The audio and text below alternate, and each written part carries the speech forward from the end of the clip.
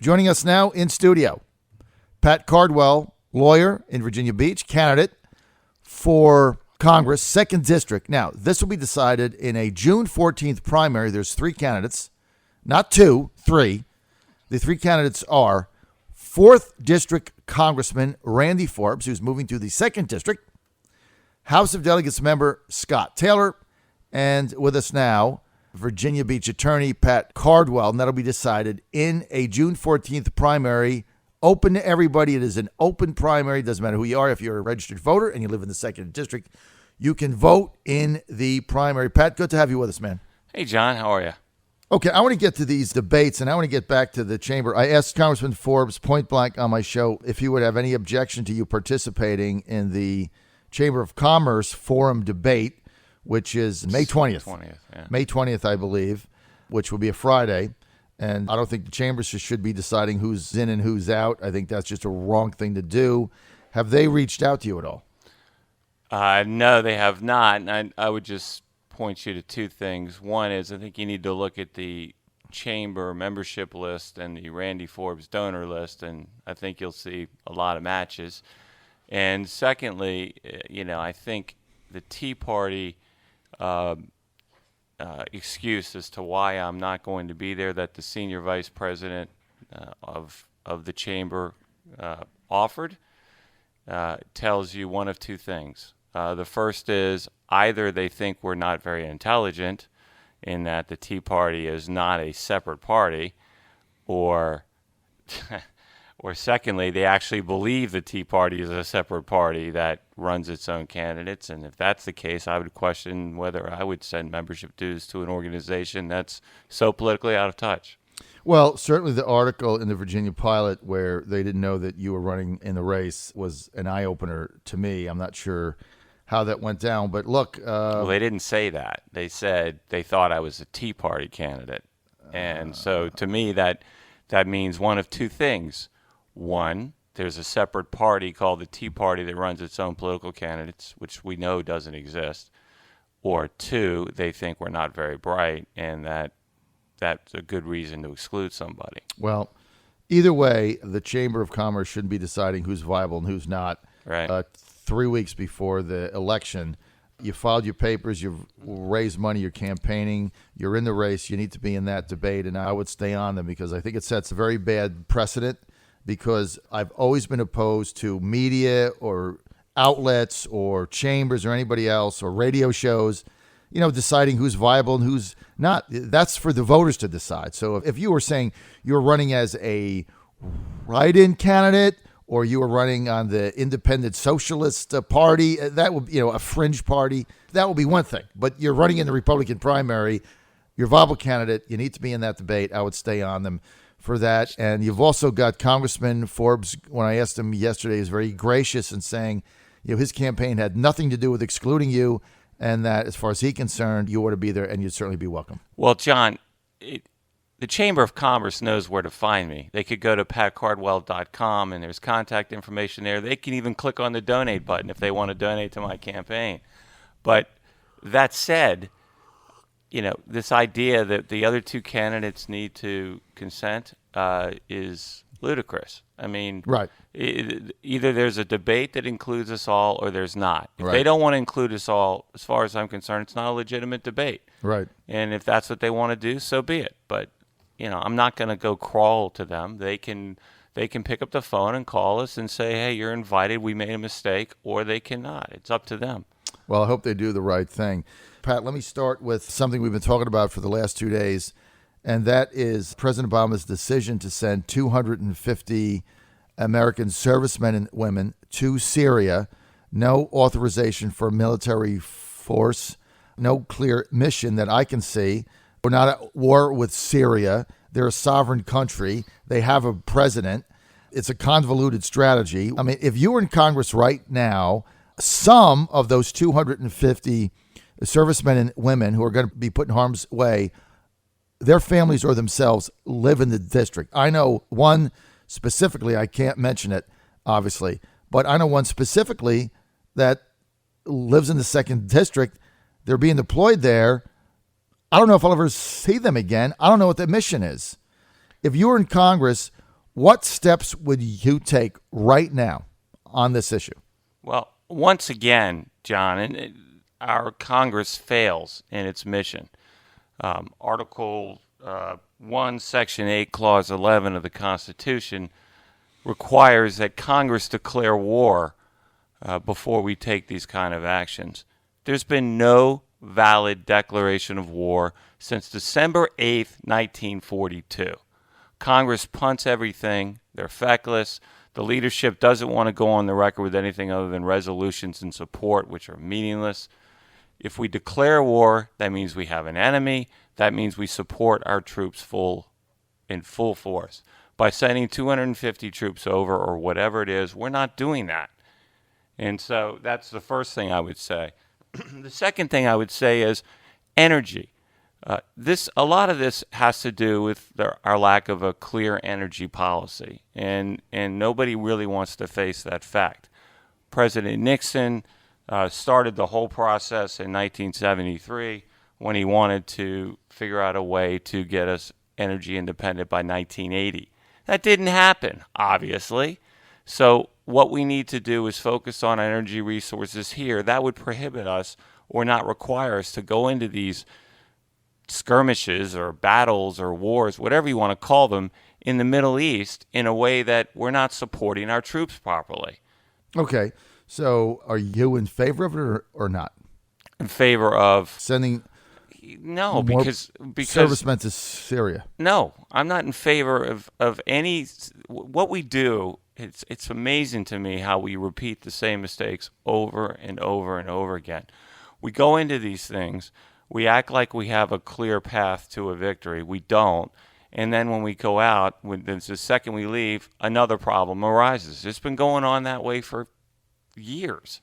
So what do we need to do? We need energy independence, and we need to protect our troops by absolutely standing behind them 100%, which we don't do.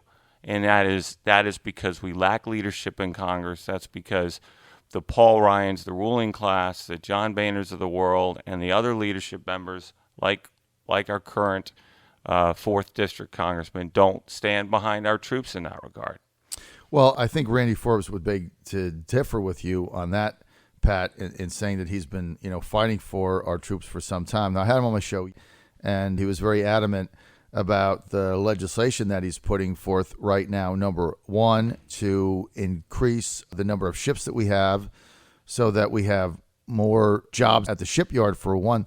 The other legislation that he proposed, I want to get your reaction to, is that ships should not be repaired overseas because they should be brought back to the U.S., repaired in the U.S. at U.S. shipbuilding companies that employ Americans, not foreign workers. How do you react to that? I don't disagree with the second point. The first point on increasing the number of ships, he says all the time that since like 2007, the number of ships have been decreasing to the point where they are now at a dangerous level. Where's his leadership been then? What's that say about his leadership on these committees? Secondly, a whole carrier group moves to California. I don't blame him for that because he couldn't control that either. What does that say about his leadership? He talks a great game like he's the only one. I always talk about the Wizard of Oz, but it's a great analogy. He's the only one that can assure us what happens behind that he understands what goes on behind the curtain, when in truth he doesn't want us to know what goes on. The truth is he doesn't have the ability to do any of this stuff without the Appropriations Committee approvals. And he talks about everything has to go through his committee. What he doesn't talk about is everything has to go through the Budget Committee and the budget conferees. And until that happens, we have nothing. So he can't control what he says he can control. So, Pat, what's your beef with Scott Taylor? Look, there's 3 people in this race. You spent a lot of time outlining your differences with Congressman Forbes. Understand that. But right now, a lot of people are looking at this as a 2-person race, and you're number 3. So in order to win, you're going to have to beat 2 of the 3 people in there and get a plurality. What's your beef with Scott Taylor? If you don't like Forbes, why not just get out and back Taylor? Or stated another way, why doesn't Taylor get out and back me? But that being said, what's my beef with Taylor? I mean, he's not a bad guy. But he runs for whatever office is open. He picks whatever's behind curtain number 3, and if he doesn't like it, he goes and picks what's behind curtain number 2. So he was going to be lieutenant governor, as of November of this year, and now he's decided he's going to run for Congress. He told one of my constituents, who now supports me, that he would never challenge Congressman Ridgel. Truth is, he didn't challenge Congressman Ridgel. I did. So I am the citizen legislature, the only true conservative in this race. The other two are career politician types, or career politicians wannabe. Well, Scott Taylor would say that, he was a Navy SEAL, he served, he knows what's going on. So I think it's tough. I'm not defending him. I'm not arguing with you, but I'm just saying it's tough to tab Scott Taylor as a career politician when he served as a Navy SEAL and, people were trying to blow his head off. That doesn't strike me as a career politician, Pat. Well, John, I would never criticize anybody's service in the military in whatever service they chose. He is to be, he's done very well in that regard. However, if you look at his political career, he ran for Congress, ran for mayor, ran for delegate, was going to run for lieutenant governor, and now is running for Congress. I mean, enough said. That's a career politician wannabe. I'm sorry. It is what it is. Facts are stubborn things, as some candidates have said, and that's a simple fact. Pat, we look at your financials. Forbes has got a ton of money. Taylor's raised about $100,000. You're lagging behind that. A lot of people looked at that and said, how does Pat Cardwell win this race when you're going to get outspent 20-1? Well, the Cardwell militia is becoming quite large, and there's more people coming, volunteers, to help with the door knocking and things of that nature. Secondly, I'm never going to raise the kind of money that Congressman Forbes can raise. He is beholden to the K Street lobbyists, so they'll give to him. He's beholden to the contractors who want to support incumbents in leadership positions because they think somehow that's going to help them. He's going to get that money. That's the way the world is. I have to live with that. Mm-hmm. Dave Bratt spent maybe $100,000 in beating Eric Cantor.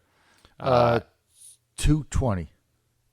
Okay, well, but still, it's not. It's not. Cantor spent $1 million.